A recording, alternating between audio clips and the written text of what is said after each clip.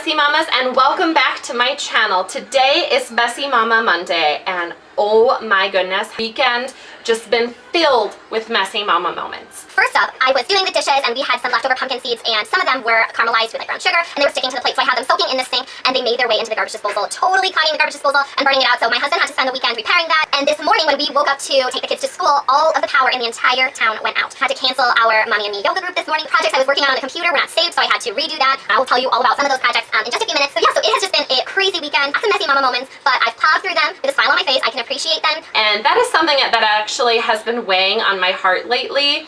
A big, humongous reason why I am doing this is because as a mom, we face messy moments on the daily.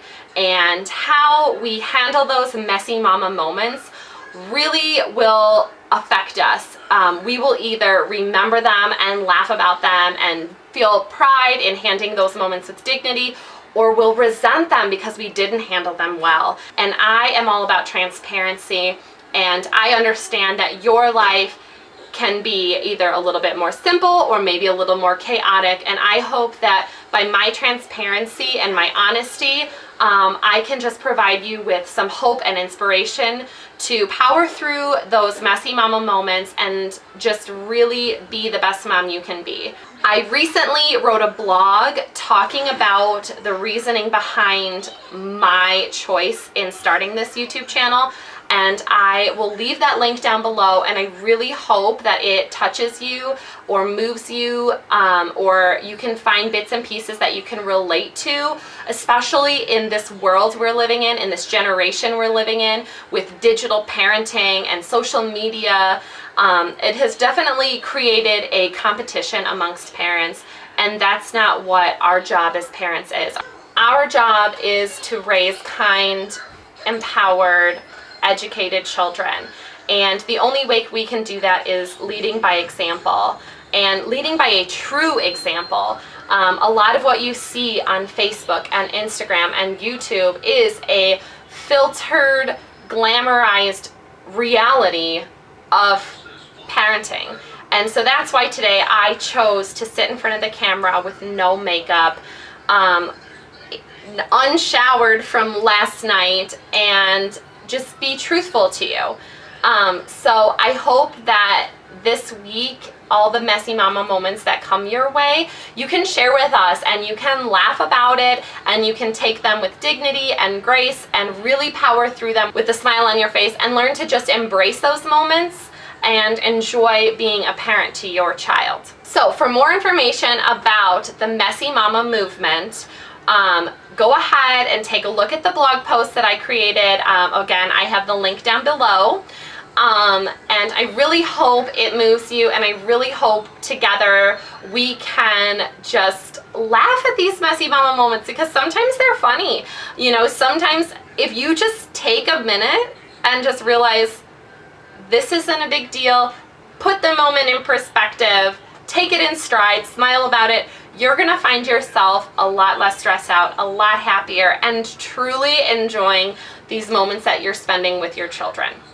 So now that you've heard all of the messy mama moments that I have faced this week, I am going to go ahead now and share with you one of my biggest tips on how I power through these messy mama moments, how I prepare myself, my family, and my children to not have these moments as often, and that is with our family organizing binder.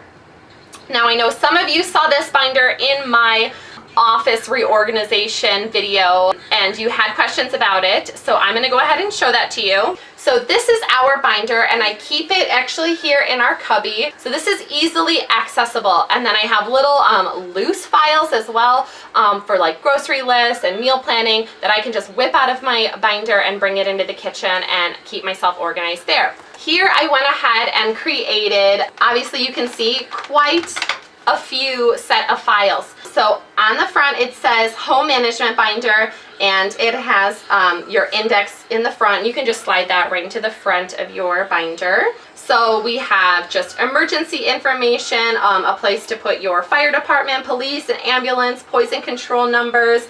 The next set of important information we have is for the babysitter. So it just says, in case of an emergency, call 911. We have our parents' names, the address of the home, mom and dad's cell, the home phone, emergency contact, the children's names and ages. And then on this side, I added just sets of rules, bedtime routine, and little notes that you want to give your babysitter or nanny. The next thing I have for you is school information. And the way I created this is it has the school name, address, and phone number, and then all your children who are at that school. The next set of important information is health insurance. Here's our insurance information, who is their primary care doctor, pediatrician, dentist, anything like that. This is all right here with names, addresses, and phone numbers. Now the next set of information I put in the home management binder is a calendar. This is huge for us.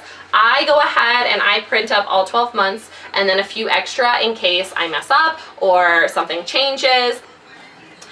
And then next we kind of break it down weekly. So we've had our monthly calendar and now we have our weekly schedule. Now you can print off one of these for each of the children or for your husband or for yourself. So I printed a few of these for myself, for my son and my daughter. All right, and the next category we have is chore list. So at the top it just says child's name, and I left just like a blank set of lines. So you could go ahead and put in whatever chores that are age appropriate for your child. And then the next page I have for you is rules, and you can have rules per child, you can have family rules, you can have house rules.